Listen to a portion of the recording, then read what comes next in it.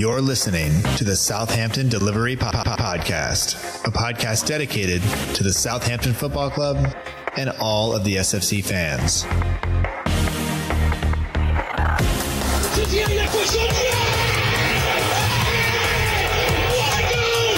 you want to have guarantees, you have to buy a wash machine. Monte with a scooping header.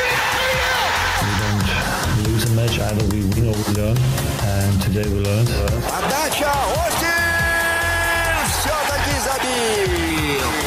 It's infield to Mane, 25 yards out. Lovely ball for Bella. Onside, 1-0. Blue mouse shot. Oh my word! Unbelievable. We ran around the pitch like Bambi on ice. Really very, very embarrassing to watch. And now, your host, Matt Markstone. Hello and welcome to another episode of the Southampton Delivery Podcast, a podcast and newsletter dedicated to the Southampton Football Club and all of the SFC fans, and available right here on southamptondelivery.com. My name is Matt Markstone. I am the host of the show, and no matter where you are, no matter how you may be listening, whether this is your first time or you've been here before, thanks for making the show part of your day. I hope that you enjoy it, and the season is over. It's been over. It was over last week. There was no game this week. The FA Cup, if you watched it, I don't know how you feel about it. I didn't watch it because I spent most of the weekend out on the pitch coaching. And that's why my voice sounds like this. And I'm tired, but we got third place. We had a couple of games where we had like 15 shots and couldn't score, but that's okay. That's the way it goes. I'm proud of the kids. I may have cried at the team party when I was talking about it. And that's okay because it's important and they're great and all of that.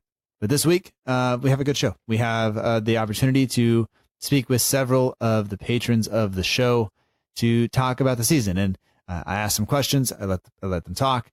And it was a wonderful pleasure to be able to talk to the people that help make sure the show gets out every week, the people whose contributions make the show possible. So special thanks to Dave, Kevin, Justin, and Steven for joining me.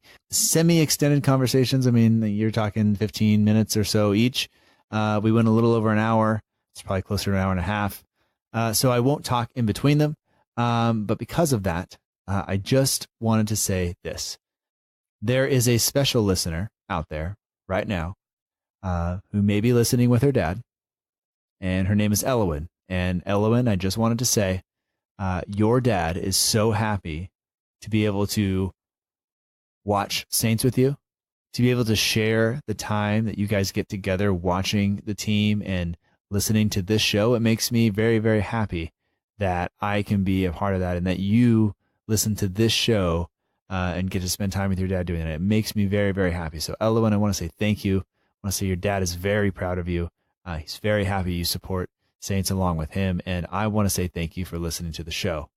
So I hope you enjoy it. Your dad was very excited to talk. And we talked about you before we started recording, and he's very proud of you. So I just want you to know that, and I want to pass that on to you and say thank you for listening.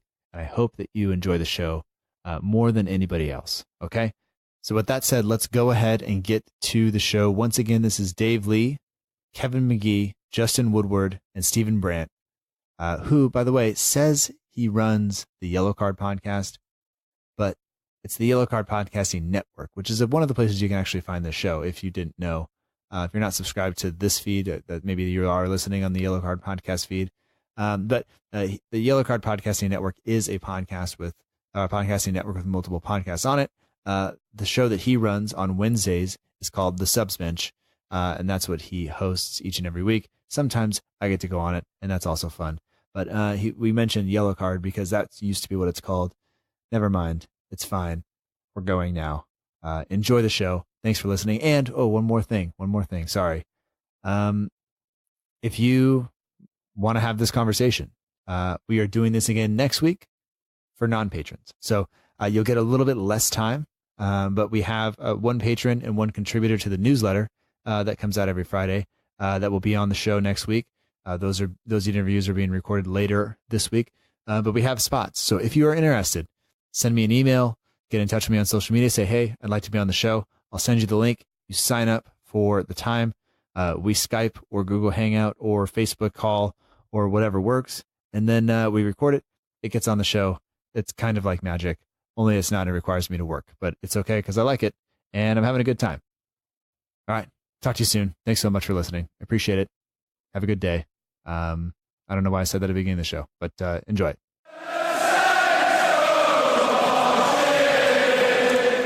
We'd like to welcome back to the Southampton Delivery Podcast one of the patrons of the show. He's a return guest, and he's here to celebrate the end of the season and join us for the end of the season episode. And Dave, this is the first interview for this show that we've conducted this week. So I'd like to welcome back AO Dave Lee, the founder of International Podcast Day. Dave, how you doing? Hey, Matt, I'm doing well, man. Thanks for inviting the patrons on to be part of the season-ending review show. So happy to be here, man. Yeah, I was trying to figure out, how to go about doing the end of the season and trying to do something a little different. And the bad thing about me is I get really into the routine of doing the same thing, and then I go like, oh no, it's the end of the season. Like, I should have already announced this, and I should have announced it to you guys a little bit earlier. But you're here, and we'll have some of the other guys on for this episode as well. So I'm looking forward to doing it and getting your thoughts, and just as another way to say thank you for the support over the course of the last 6 months. Yeah, it's been great. Part of the Patreon channel, the support. I love the Discord channel that we're a part of. Really got to know a lot of the guys in there. Shout out to Kevin McGee, who sent me a Southampton scarf that I wore on the last 2 match days of the season. So it's been really cool, man, to be part of this, be part of the podcast, be part of the Patreon group, be a supporter, and just continue to push the Saints towards some success next year, hopefully. Yeah, we may have to grab somebody by the throat with that scarf and pull them up, but it will be okay, because I really wish we would have finished a little stronger, but it's okay. And I don't know, at some point we started exchanging books and everything else in that group, so it's gotten weird, but it's fine. No, it's perfectly great. I mean, I'm a reader myself, and anything related to football, I'm interested. I know you send me one, and I'm ready to send it out once I'm done. So no, it's a good group, man. And yeah, it gets weird sometimes. It gets comical, it gets serious, it gets frustrating, everything in between. But man, it's just great to be surrounded by like-minded Southampton supporters, and just good, man. Just good community out there. Yeah, absolutely. It's been really great, and so thank you for being a part of it. But I guess for this, the season episode, and kind of what we're going to hear from everybody as we go through, is I just, if you have anything you want to say about the club to start off with, like, this is kind of your chance just to chime in with, maybe more than 280 characters that everybody else leaves on Twitter, and maybe explain a thought or two on the team. And then I have a couple of questions, maybe follow up, or maybe just a little bit different depending on what you have to say. But do you have anything that you feel like you'd like to say about the club, or you'd like to maybe sum up the season, or whatever you're thinking about? Yeah, well, I mean, just like every other Southampton supporter, I'm very much on the fence with how this season went. I mean, it was dire straits, man, halfway through that campaign. I mean, even before how last year ended, and that sort of Boxing Day. And just to sit back and see, man, we are going through this as a club and a group again. And it by means was no fun, right? It was not, overall, I would not say it was a good season by any means. People, I think, are out there having a conversation. Well, it's good that we stayed up, right? And I'm like, we should stay up. We're a team that has enough talent. We are a team that has enough now coaching and tactical understanding of the game in a system. But at the end of the day, I think we deserved where we ended. I mean, of course, as you mentioned, we would have liked to have a little stronger push up that table, maybe finish 15-14, get a little bit more cash from some of the TV deals. But at the end of the day, I think we deserved where we ended. I mean, the one thing I look back is we had 38 matches, right? We all know that 9 wins, 12 draws, 17 losses, by no means something to go home and brag about. But the interesting thing I thought about our 9 wins was that 5 of those wins came from the top half of the table, from those top 10 teams. And then only 4 of our wins came against the bottom half of the table. And so that's what I really looked at as I was kind of looking at season review. It's like, we know that we can play against, and we can play tough against the likes of Leicester City, Wolverhampton, Manchester United. We didn't play well, of course, against Man City this year, but we drew against Chelsea. We beat Arsenal. And of course, we beat Tottenham with some amazing play from JWP. But I look at just sort of the discrepancy between how we play versus top and bottom half of the table. And it's one of those things that leaves me scratching my head. I know every game is so individual, right? There's tactics, there's players, there's injury. But the one thing I look at those top 5 wins, and it really goes back to, I think, the first win against Arsenal, which was Ralph Hasenhüttl's first win. It was a much-needed win, but also it proved that the Saints can be opportunistic, right? Arsenal was not at their best that day. They had a lot of injuries in their back line. And you can also take that point and push it towards Chelsea, where they weren't at their best. They had a couple injuries. We got a 0-0 draw. And also you can forward that over to the Tottenham game when we won 2-1, when they didn't have the likes of Kane and some of these other guys starting when they were introduced into the game. They did make an impact, but the Saints were opportunistic, and they won games when they had to, when their backs were up against the wall. And that, for me, at least gives me some hope and really shows me that we can compete at, not perhaps at the top level, but we are a team that compete with the likes of some of the bigger clubs in England right now. And yeah, you can look at some of the bottom half clubs, and, you know, very disheartening how we lost against Cardiff and what we did against like Burnley and some of these other, you know, lower table squads. But I think we deserved where we ended, you know, and I just think one of the favorite things about this year was seeing the likes of JWP, Redmond, and Long come back into form. And we had gone almost 24 months with seeing just a really reserved, you know, energy and not passion per se, but it was just the way the system was set up. They weren't able to be unlocked, and they were really reserved based on the coaching style and the management style. So it was really nice to have them back, have them dynamic with the ball at their feet, amazing free kicks, and just to have that energy back in the club. I think that's something we were missing for anywhere from 18 to 24 months. Yeah, it's almost like you look at, we only really showed up and dominated a team that we should have dominated maybe once or twice. Like you think of the Huddersfield away match, it's 3-1, I think. You think that game we pretty much controlled. But other than that, I can't think of any game where we just were in control the whole time. But we also seem to be able to kind of pick ourselves up for some of those bigger teams. And even if we, you mentioned Man City, we didn't play well. I'm not sure we played well against Liverpool either, but the other teams, we were at least in the game. You know, you think of the Man United draw even under Hughes, where we were able to pick ourselves up and play pretty well, even though we didn't get the win. And so you wonder, you know, I guess Wolves are struggling with the same thing, where they were doing fine against the top 6, but they were unable to really capitalize against the bottom 6. And you just wonder what gets the players or whatever to be. You just wonder what gets the players to be able to I don't know, like focus and bring that every single game. And it's hard to do. They're not robots. They're humans. They have everything else going on too. And it's not maybe as exciting to go and play Burnley as it is to have a chance to beat Arsenal, you know. And I guess that's part of what happens. But you hope that you hope that Ralph has whatever you need for them to unlock that in them, and potentially new players to come in and do that and provide a little bit of spark for everybody else. Yeah, it's really interesting. And I've never been a supporter that's questioned, the effort or the energy or anything of a player. And because as athletes, as top athletes, I mean, it's difficult, right? As you said, to show up and try and perform at the full 90 minutes every time. And we have this expectation that athletes should be mentally strong, physically strong, and just go at it for a full 90 minutes. And that's just not always the case. There's a lot of different things. There are still humans, they're still fathers, and they're still sons, and they have a lot of things outside that definitely impact it.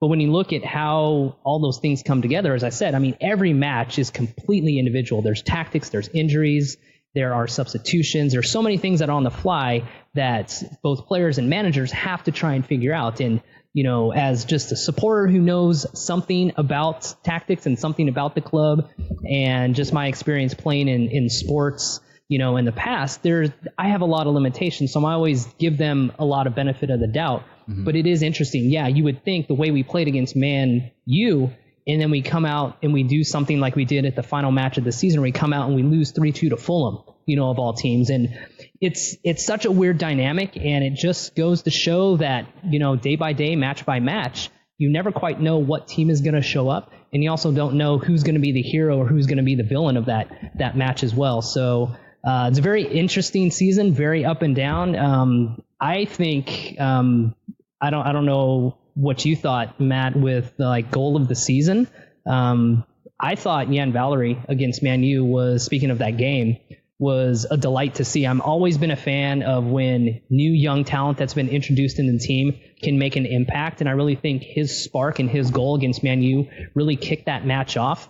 And that was great to see. I'm always a fan of when new young talent gets into the scene, gets in the pitch, and really makes an impact. I am definitely guilty of wanting goals to have context, I think that the moment makes the goal great, a little bit. But I also don't really like giving it to the hit and hope type goals. 99% of the time that ball's going into the stands and giving some old lady a bloody nose.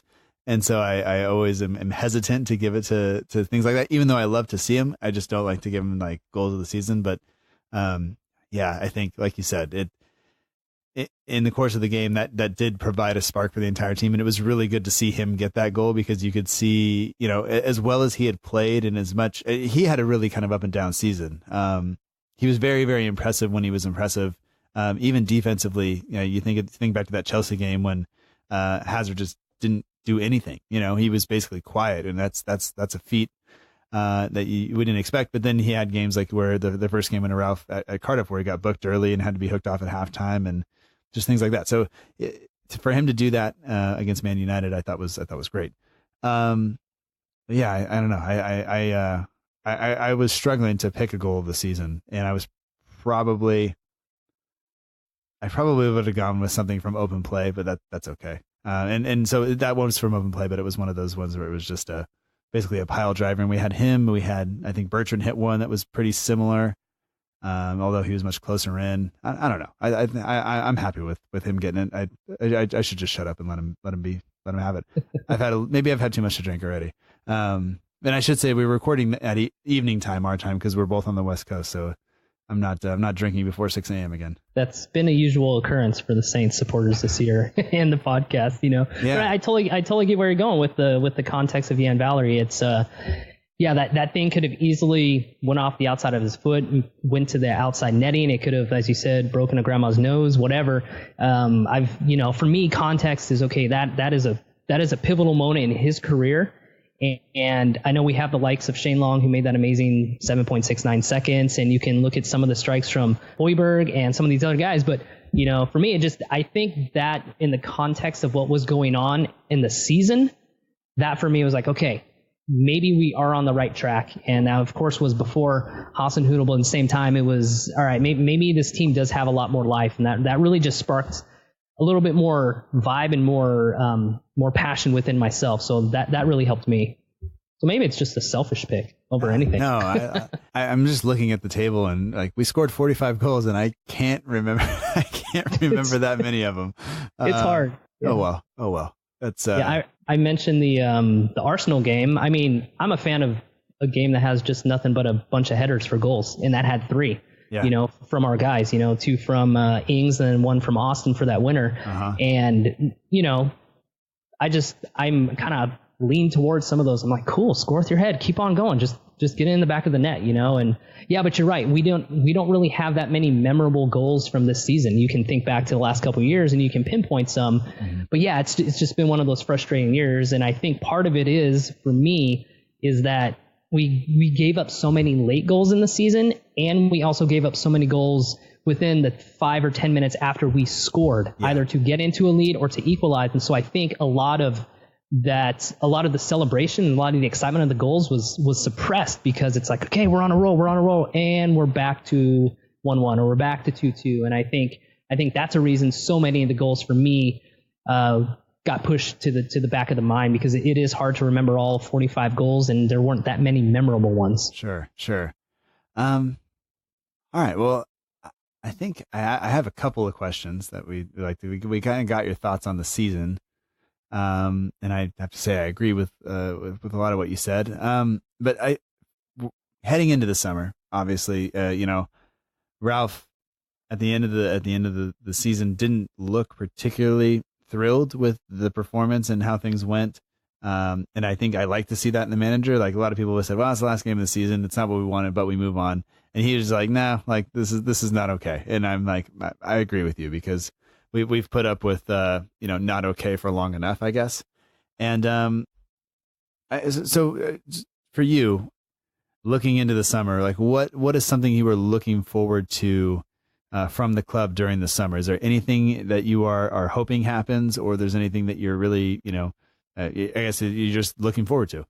Yeah, it'll definitely be a little off season here is going to be very interesting for the club. And I think, just like you, I think when you hear a manager like Ralph get out there and say from, the end of whistle to the end of the season, it's like, yeah, we're safe, but that's clearly not how we should be playing. We are much better than that. That is an unacceptable standard in which we set for ourselves. And so for him to come out and do that means he is committed, and he is from day one or minute one after the season ends about getting this club to a better position and getting the right people in his system of the 4-2-2-2 in order to make us successful.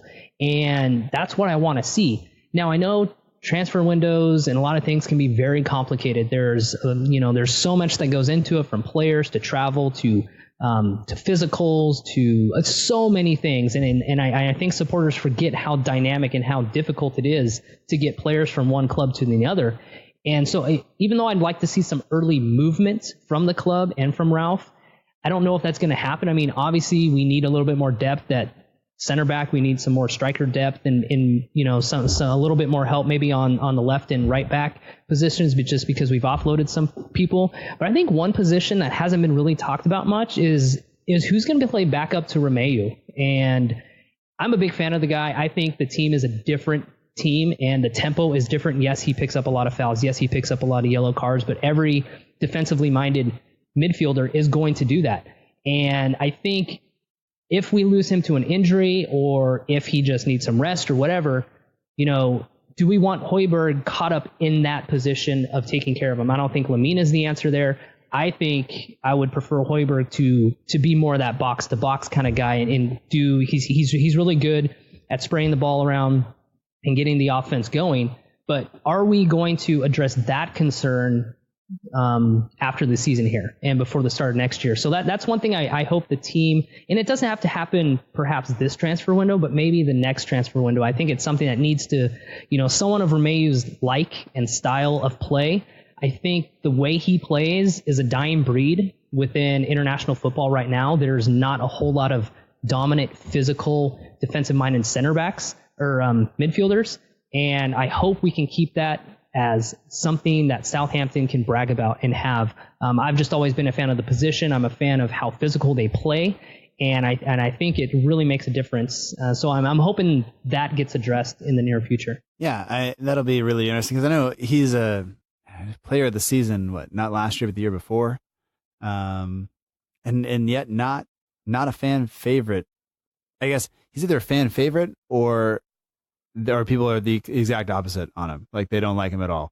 Exactly. And he's not one of these guys where people go like, yep, he's solid and he'll be there. And that we're okay with that. It's kind of divisive. And I think you're right though, that we don't have anybody else to fill that position at all. And when we play without him, it's clear that we play without him because the center backs that we have don't stand up to that necessarily, even unless there's three of them back there. And even then, sometimes we've seen that it doesn't happen. What I didn't realize is in terms of the Premier League season, he's tied for second in terms of appearances, behind only Nathan Redmond. He's tied with Højbjerg for the most appearances, or second most appearances. So didn't realize that going into it, but especially because he didn't play very often under Mark Hughes, which that was shocking considering how he went into, or ended last season, where it seemed like he was in the team each and every week. Same thing as Bednarak, though.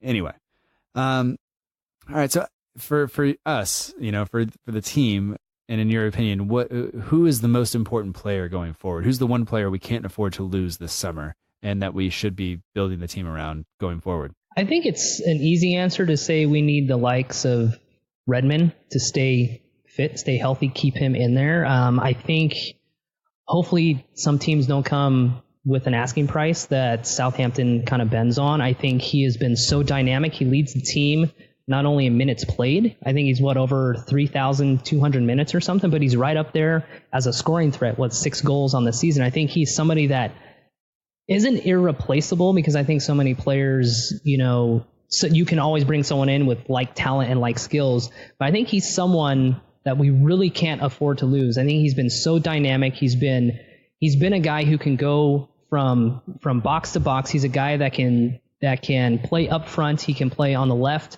You can really much play anywhere on that left to central side he needs to.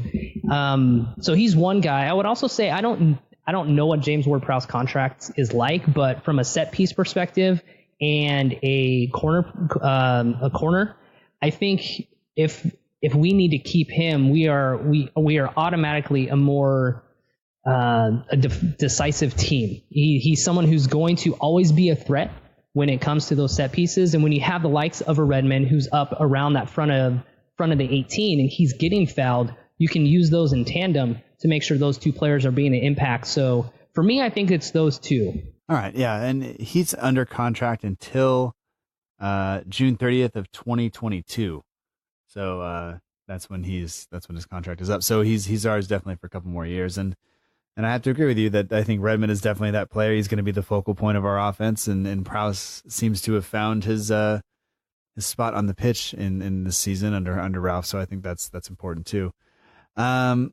If you had to just pick a player to get rid of, then offload from the squad, I realize there's a lot of guys out on loan that probably aren't coming back, but if you had to pick one to get rid of, who would you gladly see out the door to bring in a replacement for? Without question, Charlie Austin. I mean, I have not been a fan of his from day one. I know we got him on a dime from QPR. For a striker who hasn't scored since December of 2018, and I know you can say Danny Ings is in that column as well. I don't think he adds anything to our club as far as people aren't fearing him when he comes onto the pitch. He's not somebody who's like a massive substitution that is going to change the way a game is happening.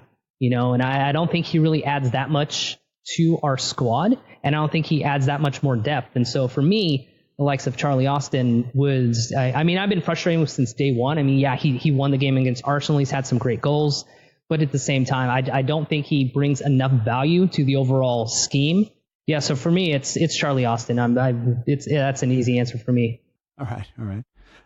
Wasn't expecting exactly who I was expecting, but I understand the you look at a player that maybe you can get a little bit of value for and put some money back in to potentially replace. And I think you have to bring somebody in up top, which means somebody has to go, and it's either got to be Long or Austin, and I would have to go with Austin as well. So anyway, Dave, I think we've gone on a bit, and that's okay. But we do have some other guys to get on the show, so I should let you go. But you have any final thoughts? And I just want to say thank you for being a patron of the show and supporting the show and being just, overall somebody that I can text on the side and have a conversation with and talk about podcasts and ed tech and everything else. I appreciate it. Absolutely, man. I appreciate you bringing the podcast every week to us. It's great to hear from a variety of authors and commentators and fans and supporters of the club. And it's great to week in and week out get some content in our ears. And that's one reason I'm a big supporter. I love the show, love who you're bringing on. And, and it's not always about the club and what's happening and what happened just on the pitch, a couple minutes before you hit record. It's about the fans. It's about the supporters, it's about what's going on behind the scenes. And, I think that's what a club is all about, right? It's just not the 11 players that are starting. It's not just of, the supporters. It's a lot more than that. And I think your podcast brings a lot to it. Oh, thanks, man. I appreciate that. And anyway, I'm sure we will talk soon. And whether it's about podcast or whatever, I'll be in touch. Sounds good, man. Appreciate it. Thank you.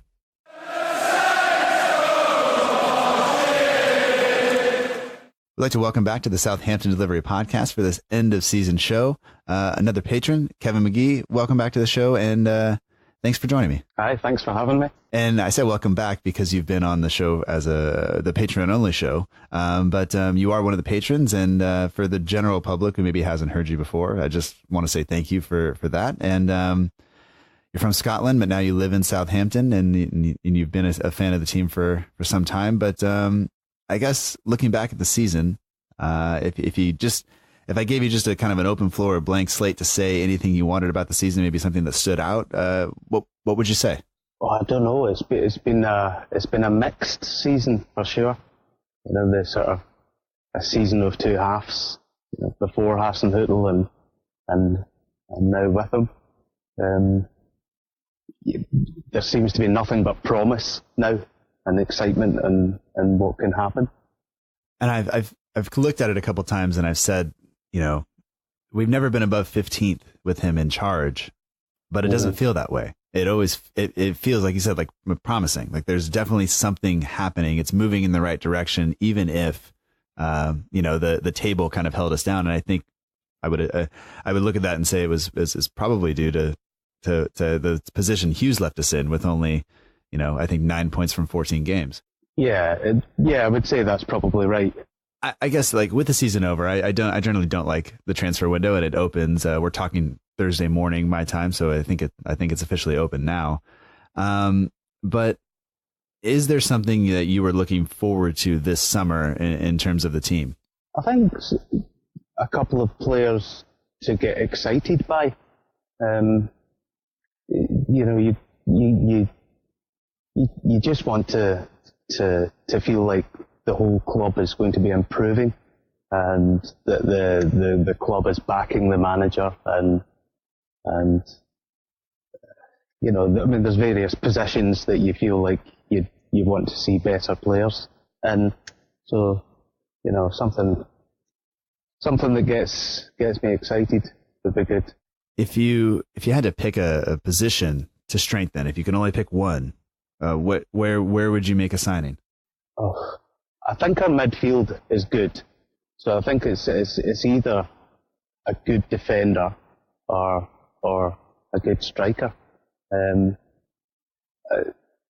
The defence probably is quite light, especially recently. Nobody's really that happy with Jack Stevens coming in, so I think a little bit more strength there, so that Jack Stevens can probably become the second, third choice rather than first up. Yeah. I would say I don't want to be too hard on him. Yeah, no, I understand that, and I appreciate that, because a lot of people just want to find somebody to slate and then get all over him. But I think the just maybe a little bit more leadership. Like when you look at the back line with the young goalkeeper with Gunn, and then if it's not Yoshida back there, the leadership doesn't quite seem to be there. So I'm still hoping that Vestergaard can sort of be that leader. He looks the part. He looks like a leader. Uh-huh.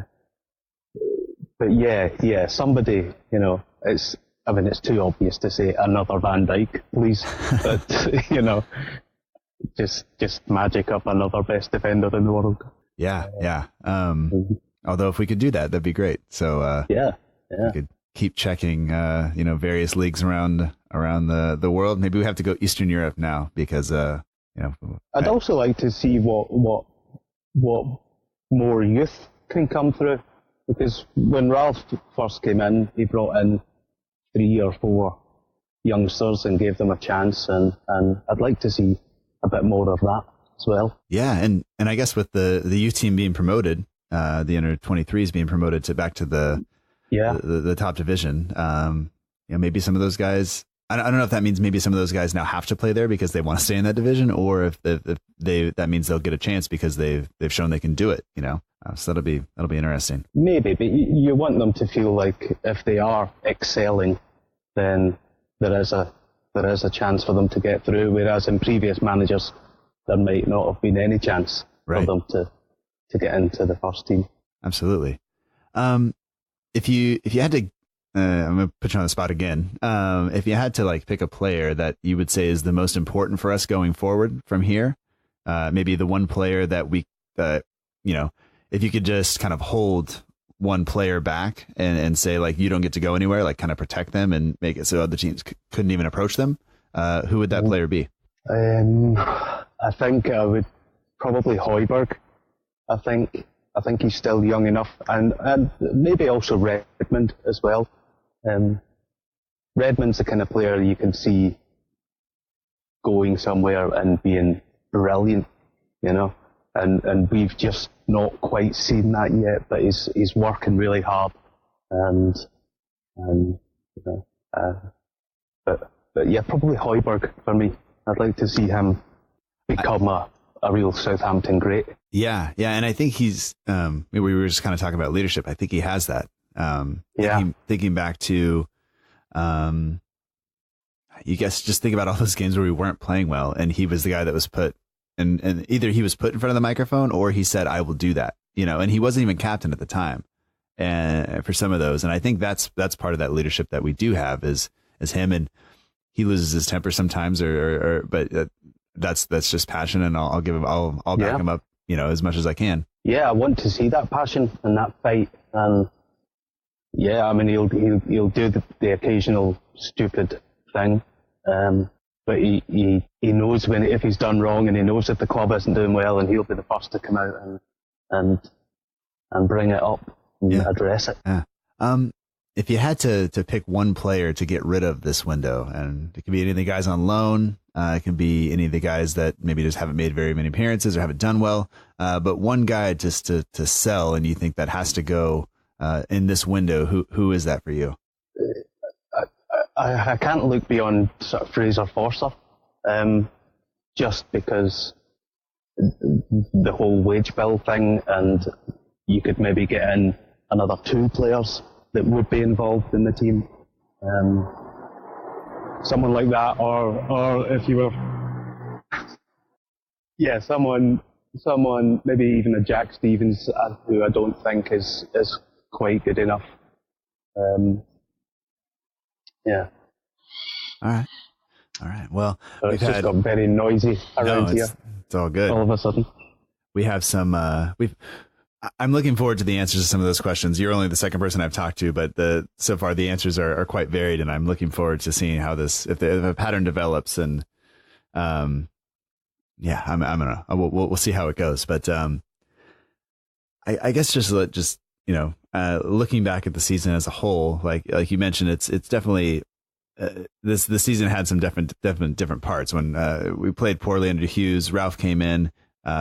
Things changed, and then kind of once we got safe, it almost kind of started to slow down a little bit, and that's maybe not what we want, but it could be something that Ralph focuses on and drives into the guys over the summer, and I think he can, I think he will, and I think he won't stand for it if guys don't do it. So I'm very much looking forward to what comes in the future.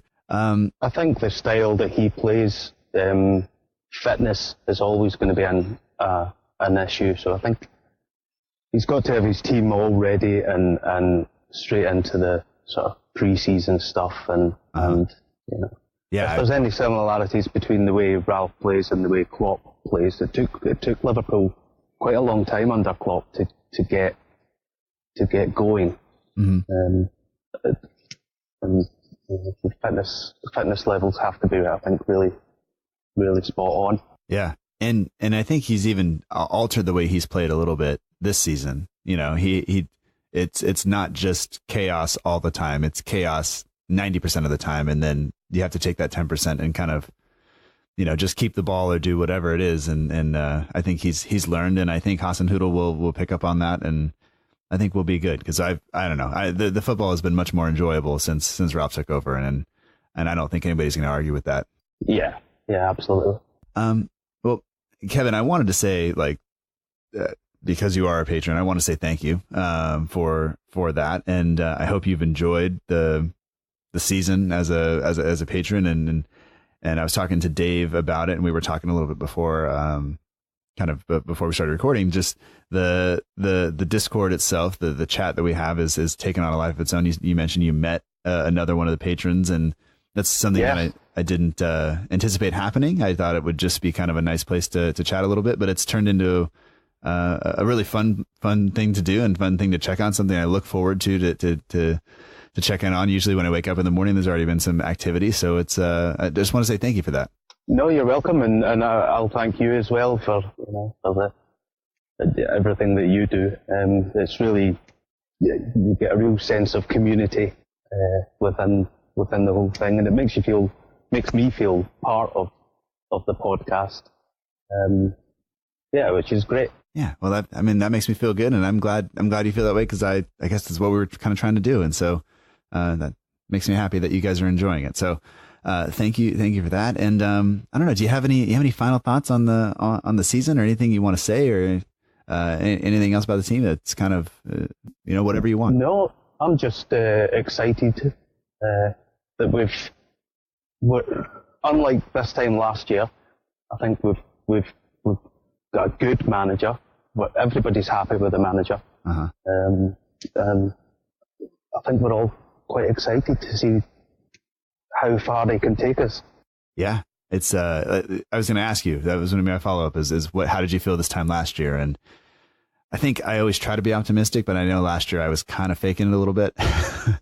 And this year I'm definitely not. This year I'm definitely all in on this. Yeah.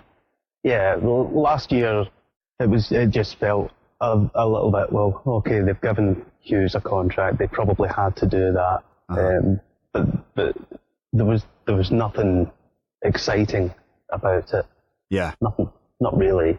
No. You kind of hoped that things would get better, but they didn't. No, they didn't. They didn't. Well, and I think most people predicted they probably wouldn't under Hughes.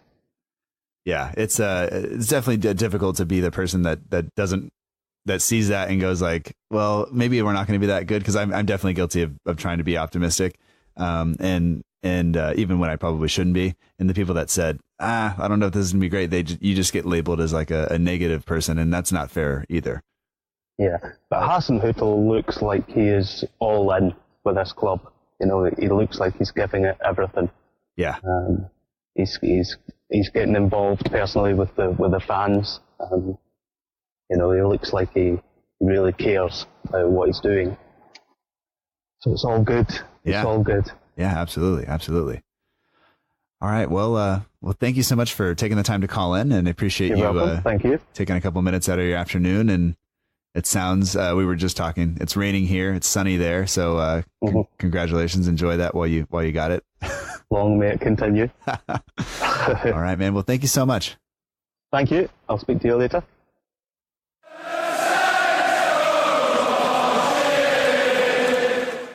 We'd like to welcome to the Southampton Delivery Podcast, Justin Woodward. Justin is one of the patrons of the show. So first off, thanks for listening and supporting the show, Justin, and welcome. Thank you very much. It's good to be here. Yeah.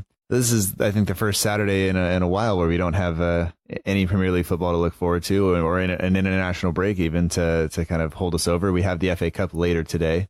But other than that, the season is done, and kits are out, and I don't know if you want to talk about that, but before we do anything like that, like, I just want to say thank you, and then if I could ask you what your thoughts on the season were, given that it's just ended, what would you say about the season as a whole? The season as a whole is, I'm going to use that typical football cliche. It was a season of two halves, or like a game of two halves. It was you started off early with your optimism, and then it just didn't really kick on.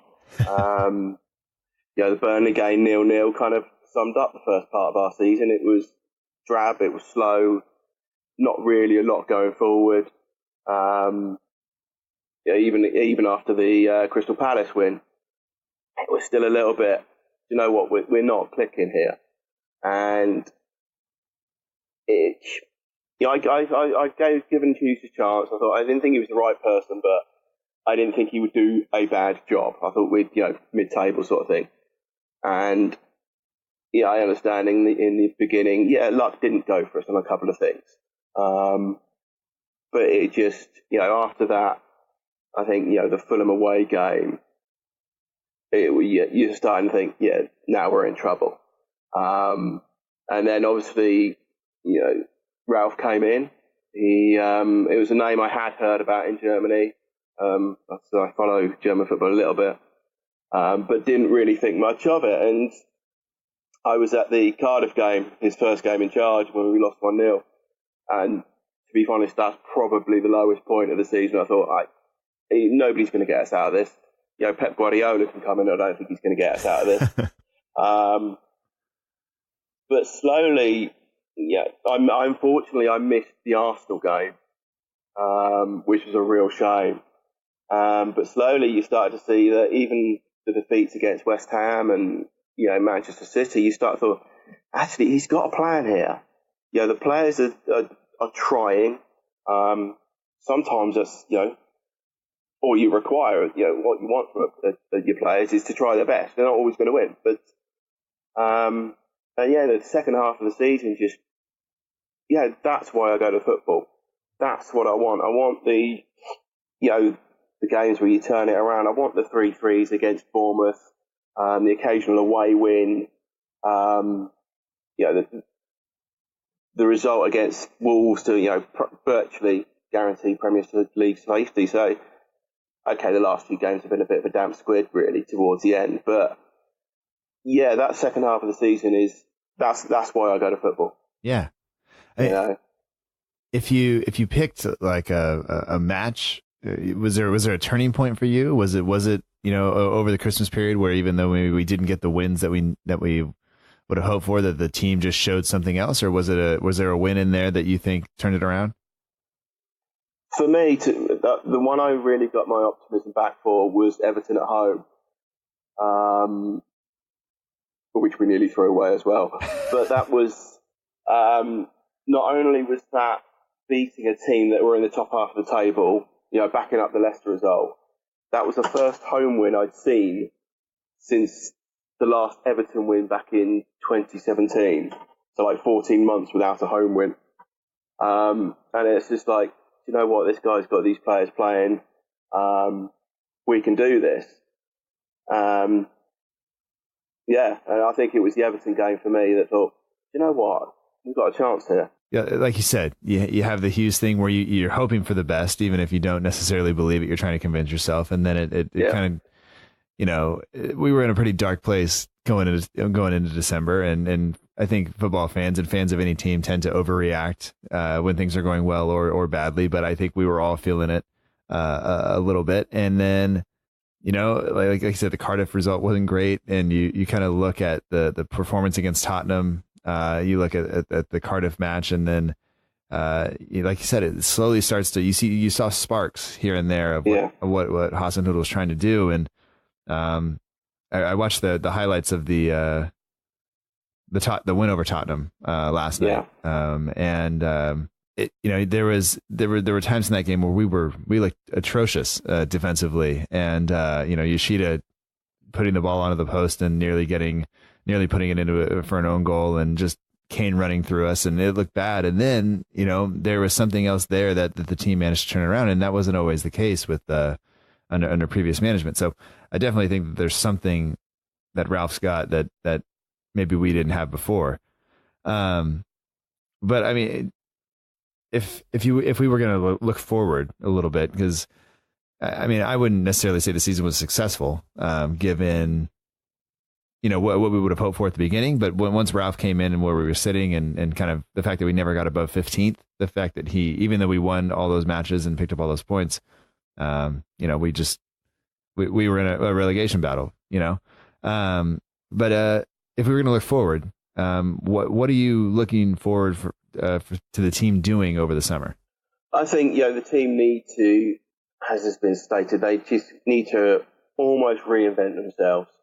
Get rid of the deadwood, the ones that are out on loan, the players, like the Gallaghers, the Reeds, even, the Hesketh sort of thing, the players that just aren't going to make it through to the first team. Obviously, Charlie Austin will probably go. I think Jack Stevens will go. And obviously one of the two out of Foster and McCarthy. Bring in a couple of players and just build a team around four or five core players. Obviously, we know Gunn is the future. Then you want kind of, a defender. And as good as Vestergaard is, I think you need a leader. He's not a leader for me. You need to bring a defender in who's a leader. Højbjerg, Redmond, and a striker who's going to get you, let's be honest, we can't afford a striker that's going to get us 15, 20 goals a season, but we can afford one that's going to get us 10 to 15 goals a season, which currently is probably where we're at. And then build the team around those guys. And hopefully, going into next season, we can continue this fighting spirit of we make it difficult for other teams to beat us. Yeah. They have to be at their best to beat us. And that's kind of, that's what I want from a team. They're going to give 100%, and you're going to win more than you lose, hopefully. Yeah. Yeah. You talked about building a core of building around a core of guys. Is there anybody on the team? This is a slight deviation from some of the questions I've asked people before, but on the same line. Is there anybody in the team now that you would include in that core? Yeah, Redmond, Højbjerg are two standout ones. I think Højbjerg will only get better and better and better. Yeah, his passing can be a bit wayward at times, but he leads, and you can forgive the odd mistake here and there because he's a good leader. As has been proven, the defence is still a bit. There's nobody really there. As good as Vestergaard and Bednarak, I think, can become, there's still no leader at the back there.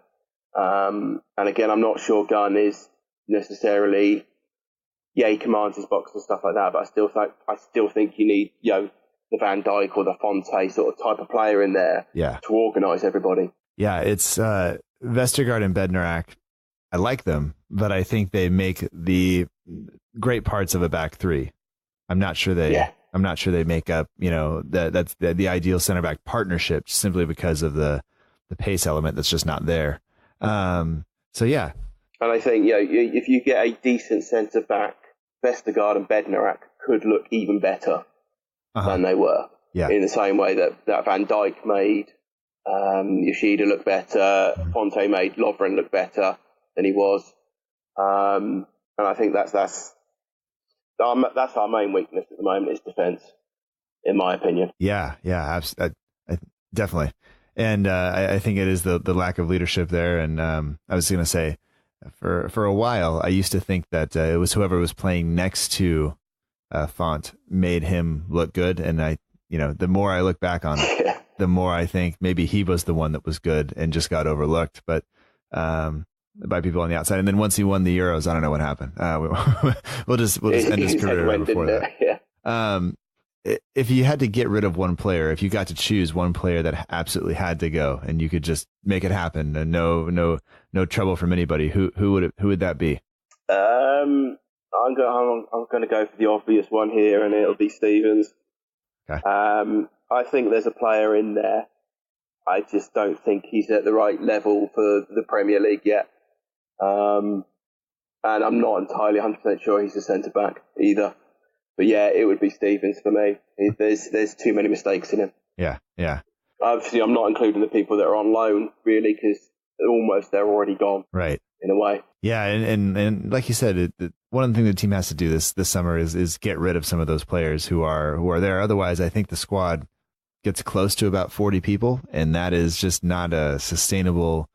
That's not sustainable in how the club wants to run, and so we definitely need to do that before we buy anybody, and otherwise we're going to wind up with 5 or 6 guy first team center backs, and that's not okay. Yeah. So the kits just came out. Are you seeing people freak out about these things, or do you mind as much, or how do you feel about them? I don't. I'm not warming to them at the moment. They're just, I don't know. They just don't hit the mark really for me.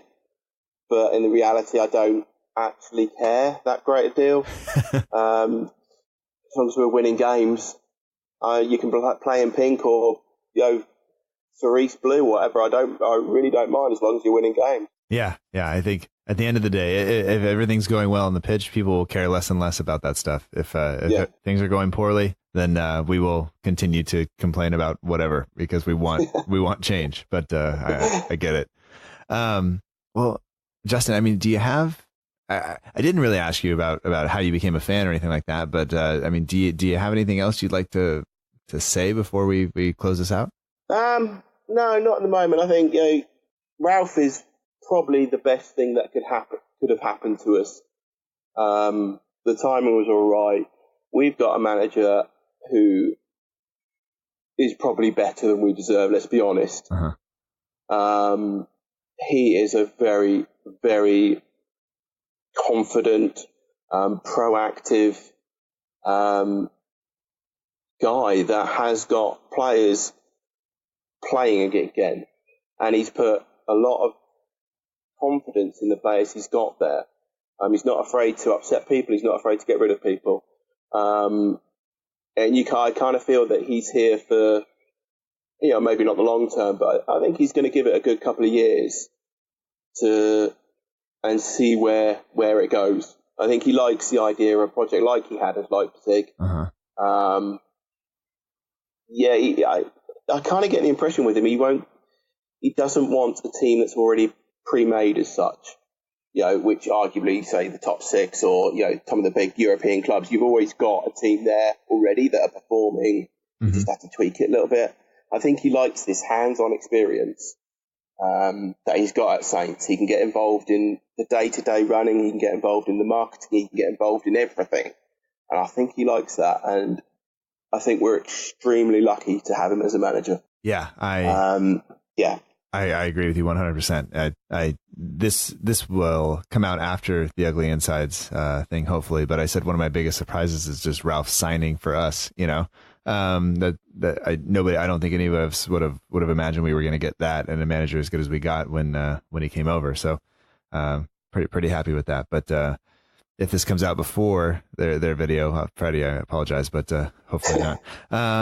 Anyway, Justin, I just want to say thank you again for supporting the show and for listening, first of all, and then deciding to become a patron. And I hope you're welcome. I hope you're enjoying some of the stuff. And I think it was you and Kevin who met up before a match recently, correct? It was, yes. Just on the off chance, we were talking on the Patron site sort of thing, and we just said, I'll be in this pub. Do you want to join? And it was nice to put a face to a name almost. Yeah, and that, I mean, I'll be honest, that when I started that, and when that became one of the, I guess, the benefits or one of the things you get as a patron, I didn't imagine it would be, I wouldn't really know what was going to happen in there. Yeah. And it had the potential to go really, really poorly. And it's been great because you guys have done that. Dave's wound up with a scarf. Now I've been able to talk to you and Kevin, and it's just been this kind of nice community thing that doesn't necessarily carry all of the, sometimes the mood in there is different than what it is on Facebook or Twitter or Instagram. It's just a little bit different, a little bit smaller, and then I don't know. I appreciate your contributions there, and thank you. You're welcome. It's nice to, I don't know, the right word, but feel belong, I suppose. Yeah. With a small group of like-minded people that, we can get annoyed at the football, but we're not going to lose our minds over it, sort of thing. We're not going to throw the toys out of the pram and complain about every single player. We do it with a realistic eye, I suppose. Yeah, is the way to put it. Absolutely. All right. Well, we'll wrap this one up, and we'll go talk to. We have Steven is coming on next, so we'll do that, and we'll move right on. And thanks again for doing this. I appreciate it, and we'll talk to you another time. Excellent. That'll be great.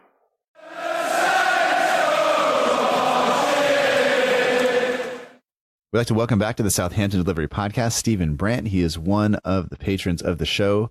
He is on Twitter at Stephen C. Brandt, and he is the host of the Yellow Card Podcast, which is one place you can actually find this show as well. So, Stephen, welcome back. Always nice to talk to you, and nice to be, I guess nice to have the flipped around a little bit versus how we normally speak. Yeah, I mean, it's funny when you did the Patron. I'm like, I like what Matt does. I like what the pod does, and all of that. I do not need another excuse to talk to Matt because I have his I'm following him on all social networking. I have his cell phone number. I finally figured out I actually have your email address. I'm like, well, what the hell? Let's throw some money at Matt for the hell of it. And then I realized, I'm like, well, crap. There's more, but it's always good to be doing stuff outside of my own pod. And I don't know where you have your mind on that. It's always good to be, all right, I don't have my hands on it, I can just sit back with a cup of coffee and listen to the bagpipes in the background. Yeah, I didn't realize you lived in like Scotland in the United States, basically. Yeah, exactly. It's one of those things. It's basically California weather here in Buffalo, New York. I open up my window and I'm hearing bagpipes, and I'm like, okay. I mean, I do live next to a concert hall, so the strange things I've heard. Yeah.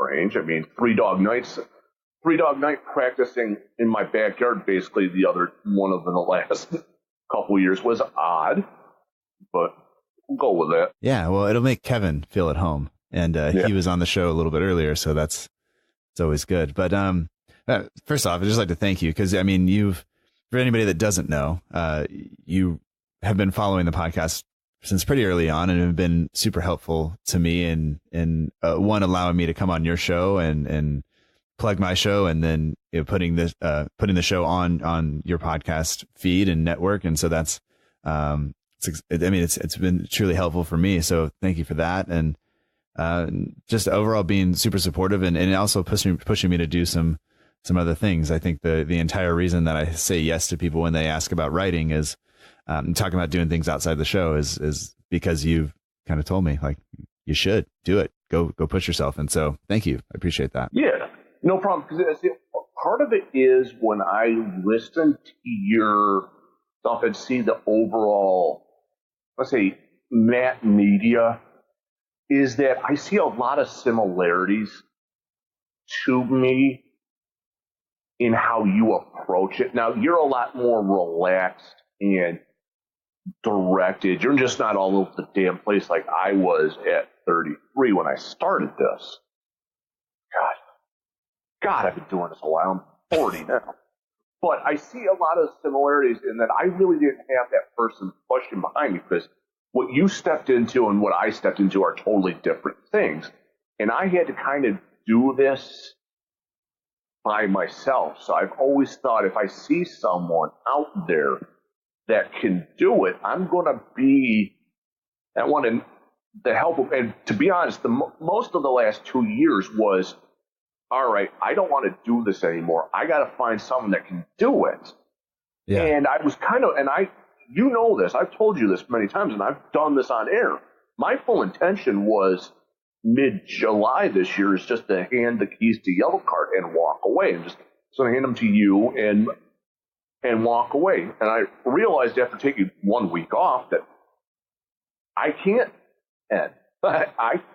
stop this stuff. So it's like I can still have Matt around, and if there's random weeks where I can't do it, I can always pop Matt on. And it's been, part of it has been, I've looked at you going, he can do more. He can do a little bit more. Now, obviously, you're not going to develop in doing stuff like I do, where I will just go, all right, I'm going to go write about something about Swindon Town. Mm-hmm. That's not you. No. But I always think people can do more than they think. And that's kind of why, like, when I brought Duffy on, is I figured, okay, Duffy's good at this, Duffy's got a voice. I never expected Duffy to become a writer. That one was completely out in left field. So I figured, let's get Matt around. And plus, doing a one-team pod is always interesting to me, because you're able to talk a lot of stuff. And you were supposed to be the first of many pods. It's been great for me to be able to do that. And I've had the opportunity to talk to people that don't fit onto my show, that I still would like to talk to, because they don't necessarily do Saint stuff. So, doing the one team thing is always interesting, because you listen to any of the big shows, or any of the mainstream shows, I guess, and they don't even I spend more time on a substitution, than they will talking about, the entire, even Man City or Liverpool game. So it's always a little bit different, but I enjoy it, and it gives me a big excuse to talk about the team. And, for you, I mean, you kind of have maybe a little bit more of an outside perspective on just the season, and Saints in general, because, you you don't follow them necessarily as closely. I assume you follow them mostly through the group chat that we have, and then through the podcast and talking to me. But from your perspective, like, how would you describe Saints season? It was interesting, to be honest with you. I've never understood the hype around Mark Hughes whatsoever. He was a very good player in the 80s, but he's been kind of a crap manager. And I didn't understand why he went into Saints, because that's different. That's such a different thing for him. I'm happy that Southampton stayed up. I'm happy that you guys got a German manager that probably was of your level. You know, and I jokingly say this, I think you guys are bigger than Arsenal, because Arsenal's a small club. And that's just the needle Robert Hay completely. And you guys think I'm needling him online and you should see the text messages I send that one. I like what has happened, because Southampton isn't a small club, but it's a community type of club. And I'm interested more in teams that promote from within. Now, obviously, being a Liverpool fan, we don't do that crap anymore. We just go out and buy someone. We buy Chelsea rejects and bring them in and turn them into all-world players. And at a certain standpoint, following something like Southampton, who is bigger than Tottenham, who is bigger than Arsenal, who, let me be honest, if you take the oil money out of Chelsea, Chelsea's a smaller club, per se. Now, you guys don't have the titles and all the stuff underneath them, but it's run the right way, and it's good to see a team that's not expecting to be in the title, to see them succeed, to see James Ward-Prowse do well, to see your Danish player, who has been one of my favorite players in world football since he came through at Bayern Munich, to see players like that could be, now James Ward-Prowse could eventually go on to be at clubs like, well, he can't go to Athletic Bilbao because they're not Basque. Yeah. But go to like Madrid, go into League One, go up another level. That's kind of the fun of supporting and rooting for Southampton. Yeah, and fun because you can see them kind of developing. And James Ward-Prowse has been there a long time, and Højbjerg has taken.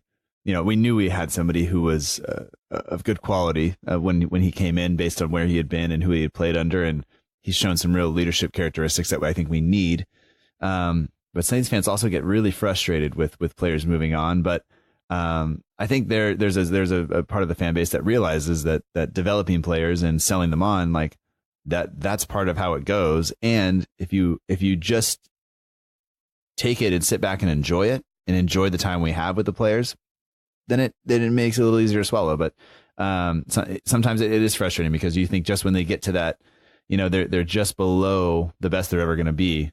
And when they take that final step, they move on. And so you miss out on some of that, but it is just kind of how it goes. But I don't know, like the season, like you said, like Hughes didn't inspire a lot of confidence in people. And I have to hold my hands up and say, I was hoping for the best, and kind of, even if we didn't quite believe it, I was still going to give him the benefit of the doubt. And maybe I shouldn't have, but the guys at the club, that it was definitely a different kind of appointment based on who we had hired in the past, but they had missed, I think, twice with trying to go for the more obscure, manager and try to pick somebody out that was going to be good, that it wasn't on the radar maybe at other places, and they missed, and they went for the surefire thing, I guess, the just get the English manager, the manager from the UK off the carousel and put him down and let him keep you up. And then I think that the mistake was letting him sign the long-term contract, which obviously he didn't see out. But now with Hasenhüttl in, he's got Højbjerg playing well, he's got James Ward-Prowse playing well, he's got Nathan Redmond playing better. So I think everybody's going in the right direction now, but we'll see. And you mentioned Højbjerg, you mentioned James Ward-Prowse, but would either of those guys be, if we had to basically say, like, this is the guy you're building the team around, which player at the club would you say that is for us? Now, I'm going to be completely at 100% biased, because you know this too. I'm Danish. Mm-hmm. So I would take Højbjerg no ifs, ands, or buts and build around. But that's under the assumption that you don't have to sell Ward-Prowse on, because I think I want him to stay at somewhere like Southampton and become a legend. Because you're not going to get a Matthew Letizia anymore. You're not going to get a player that's going to stay at a big club for a long time. Nowadays, Letizia comes through. He's gone. He's gone after 4 years. He's somewhere like Man United or Chelsea. And I think someone did try to get Letizia in the 80s and 90s. I think I've read that. I've got his book coming in the mail in the next week or so I'll be able to pick that up. I would build around Højbjerg, because you've seen with Danish midfielders and building a team around them how well that can happen. I mean, Christian Eriksen at Tottenham, and if that man ever goes over to Real Madrid, I will see if they can revoke his citizenship of Denmark completely, because Madrid's off. Real Madrid's awful. But you can see going back throughout the ages, if you build around or you have one in the midfield, you can rise up. And Southampton can get into Europe. Southampton can make Europa League, can make those runs. We're not too far off of Fulham making the Europa Cup final. So it can happen. And you can also have a Leicester City come out of here too. Yeah, I think the team has places of quality. I think Højbjerg is going to be that guy that we build around. And I think Saints fans' expectations when, go back a couple of years when, we had only ever risen up the table and been promoted and then finished higher and higher in the Premier League. And I think all of us wanted that to continue, obviously, because we're fans of the team. And then when we fell, everybody rightly looked for look for where it fell apart. And I think the scouting department was not found out, but I think the other places caught up. I think you were living on kind of a knife's edge with, if you missed on a transfer or two, you were going to be in trouble. And I think that happened. I think now if you look at the squad, it's bloated. You have, somewhere near the 40 first team players on the books, even if they're out on loan. And it's going to be difficult to bring players in now. And I think that makes it all the more important to hold on to the ones that are really quality. But I think also if you're going to bring players in, you're going to have to. I think one thing that I'm a little bit worried about, and I've been thinking about the last couple of days, is there's a real chance we're going to have to lose somebody that is very, very good in order to bring somebody else in. So you look at the midfield that has James Ward-Prowse and Oriol Romeu and Højbjerg and Lamina, and you think that potentially Lamina could go, and I think Saints fans are going to be really surprised if that happens.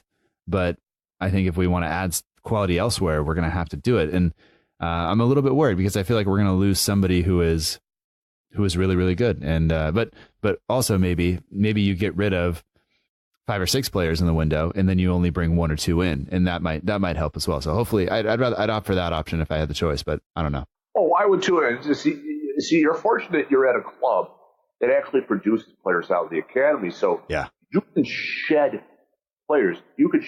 This is what's going to be interesting with something like Chelsea with the transfer ban, where they have 420 players out on loan that they can all bring in that are talented. Chelsea's got a really good system. I mean, you see what Derby County has. It's basically the U23s of Chelsea. So you have that with Southampton. Is you can bring some youth up and shed players. Now, surprisingly, you're going to want to shed the people that are 32, 33 and get some younger players in.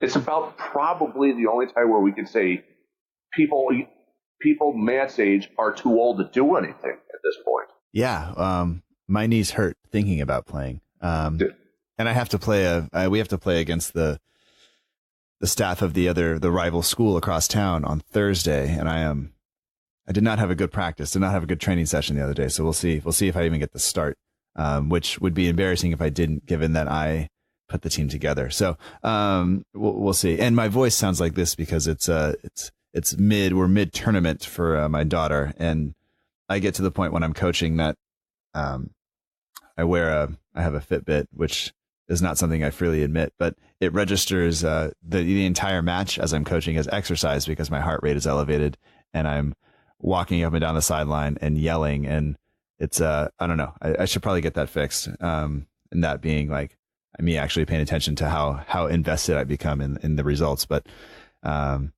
anyway, I don't wear it during Saints matches because it would probably also recognize it as exercise because I'm just yelling. But anyway, I mean, if you had to say something else about the team, if there was one kind of thing you would say going forward, what would you?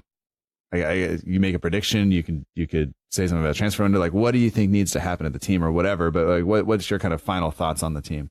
Keep Hasenhüttl. Yeah. Seriously, keep a hold on him. Put something in his contract. Now, I don't know how contracts are in England, if they're different from Spain or other places. Like, I know Jurgen Klopp has something on the table right now to stay another 5 years. And I know Hasenhüttl is just in the door. Mm-hmm. But he's someone you want to keep a hold of. Now, obviously, the knees can go out and you're suddenly on your third team keeper from the academy. We've seen this crap happen. Uh-huh. But grow this team. Grow this team the right way. Let it settle. Don't get, we've had 4 games. We got to go get the next young coach out there. There's too much panic in the sport right now. Yeah. To build. It's the Chelsea and the Real Madridization of it. Oh, okay, well, you didn't do it. Gone. And right. It's not as bad as what South America does. I mean, Santos of Brazil, they fire coaches every 3 games down there. Yeah. Yeah. And, the Saints have had to pay out for managers for ending their contracts or each of the last 3 seasons. We've had Puel, who had his term ended at the end of the season, but still didn't see his full contract, so you have to pay him off. Pellegrino, you had to pay off. Hughes, you had to pay off. So that's not a good track record. That's millions of pounds that are just wasted that we will never see a player come in because of that. Hasenhüttl signed a long-term deal. And when you listen to him talk, it seems like he's very invested in maybe not seeing it out. Like, I wouldn't say that you can't make that prediction, but he's very interested in building the team and being a part of it. And he's at a club that if you go somewhere, maybe he doesn't have as much control or freedom over what decisions are made. And listening to the Total Saints podcast, they're talking about some of the things behind the scenes that even some of the reporters were like, man, I'm surprised Saints are allowing him to make these decisions because or are giving in to these decisions that he wants. But if they're doing that, then that may go a fair way in keeping the manager around for longer, which I think is important. If he stays, I think he develops players. I think he's a fan of using the youth academy. I think he is just a great in terms of, I guess, the style of football that he's brought to the club, which I'm very much looking forward to. But hopefully we have a good window. Hopefully we get off to a better start next season. And I think we'll be all right. Yeah, exactly. And I would hope so, because it's a lot easier to download the pod on Tuesdays and hear an upbeat Mark Stone. Yeah. Than, we've lost before. And I say this with all club-based pods. Like one of the ones, like I mentioned Phil Brown of Beyond the Pitch in the pre-show. I've had him on a number of times talking about Man United, and it's just horrible complaint over here. I like to hear when I listen to a club-based pod, and you guys, you're not the only one. I've got a bunch of stuff. I surprisingly don't really listen to that many Liverpool ones. I've got a couple, but it's always good to be listening to a pod, and they're on a good streak. Unless it's Chelsea, Arsenal, or Man United, and then you just constantly always want those fan bases completely depressed. Yeah, absolutely. One last question before we go. There is talk, and it's absolute transfer rumor, I think, but that potentially Adam Lallana could come back to Southampton. Would you miss him? No, because he hasn't been around or used for years, and when he is, he doesn't know the German type of way. I think he would be fine at a smaller club. However, is he spent at this point? I think when he originally came to Liverpool and the hype around him, it was a little too much because England is trying to find their natural based players, and they're not getting into we can find players. There's a lot of very good young English players that are going to be on that national team that are just going to set the world on fire. Mm-hmm. So they're going to have to probably bin off Lallana. Have them go back. Put them on a loan to buy or something. As long as you guys take Marko Juric also, because I think Marko Juric would be amazing at somewhere like Southampton or Crystal Palace, smaller thing. Take Lallana back. Heck, I would give you Simeon Mignolet too. Take Harry Wilson on one of the wings. There's a lot of youth and good talent at Liverpool that could benefit big time from going under Hasenhüttl, having that type of club-based fandom where Southampton fans care. They're not there to take selfies or be there. They want to see the team. Yeah, it's definitely not full of tourists on a Saturday afternoon. The stadium, and I think that the debate will go on online, I'm sure, about Lallana, and as news comes out as to if it gets closer to being an actual thing or not. He is a little bit older. If he doesn't fit Klopp's system, does he fit Hasenhüttl's system? The demands are similar on the body. Can his body do it? No doubt he's got a ton of talent, but he didn't fill the similar to the way Van Dijk left. He didn't fill everybody with a bunch of joy. Nobody waved to him and really wished him well when he left, I don't think. So it'll be difficult to see, or different to see how it pans out. But anyway, we'll have to wait. But first off, I want to just thank you for once again for doing this and coming on the show, and then also for being a patron and being just as supportive as you've been and encouraging as you've been over the past, I guess, 3 years. I think 2.5 seasons. It's got to be about that, because I think I'm within the first 20 of your episode of your pod, and you're what, 116? This is what this will be 123. Okay, yeah. So that would be about. Yeah, so it's been about that, because I know I found, actually, this is going to be funny. I found you walking, because I've got unlimited data, because I listened to 72 pods. Mm-hmm. I found you one day as I'm walking to get potato salad and a six-pack. I guess that's where I fit. It's fine. And Yellow Card and the Wednesday show is always worth having another person who has a strong voice on it, who doesn't like bad teams like the Seattle Sounders. Sorry, Duffy. and Dave. That's right. Yeah, it's kind of weird. All of this comes together and we all meet back, and we'll argue over MLS because obviously Portland and Houston played midweek last week, and it's all good. But thanks for doing this. Thanks for all the support, and we'll talk to you soon. Yeah, no problem, man.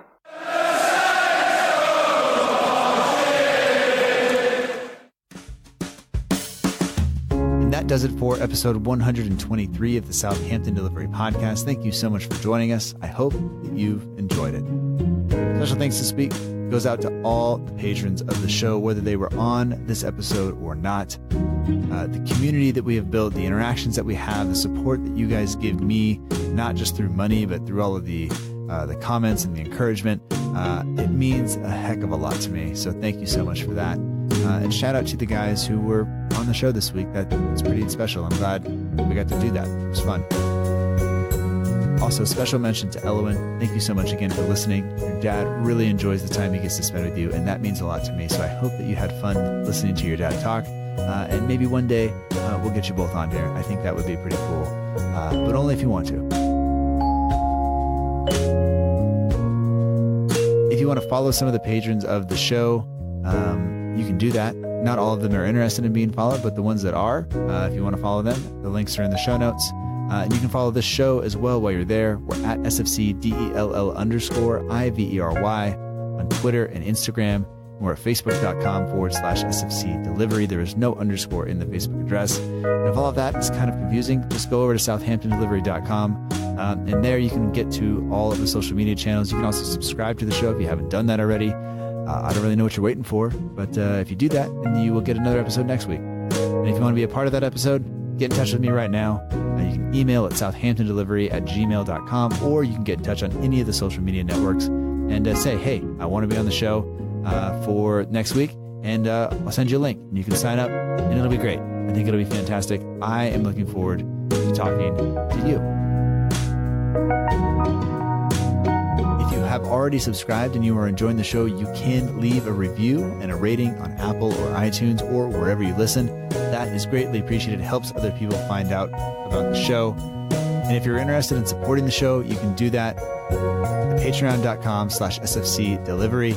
The link to that is also on the website. So that is what the people you heard from today do.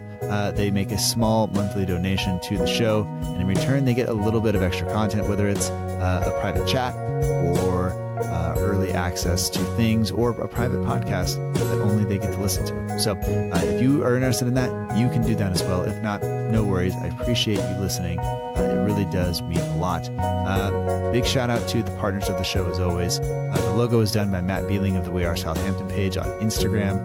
For all your match day edits, polls, competitions, and more, be sure to check out the We Are Southampton page on Instagram. And also the Southampton page is the official partner of the show.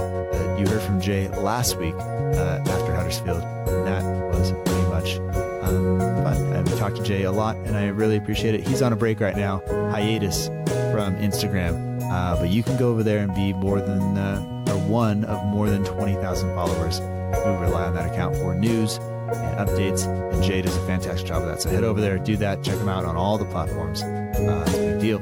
All music from the show comes courtesy of the Free Music Archive at freemusicarchive.org. The intro song is Epic Song by Boxcat Games, and the intro credits that you're listening to now, well, actually not now because I've gone too long, is Aim is True by Paddington Bear. You can get those. Links are in the show notes. Thank you so much. We will be back next week with another episode. We'll be back on Friday with a newsletter.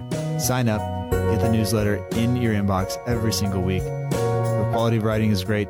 I think they're fairly entertaining. And if they're not, tell me and we'll change it, because that's how this works. But anyway, appreciate all your support. It's been a tough season at points, a good season at points, but I think overall we are marching forward and marching on, and I think that is what is important. So we will talk to you next week, and until then, remember that together we march on.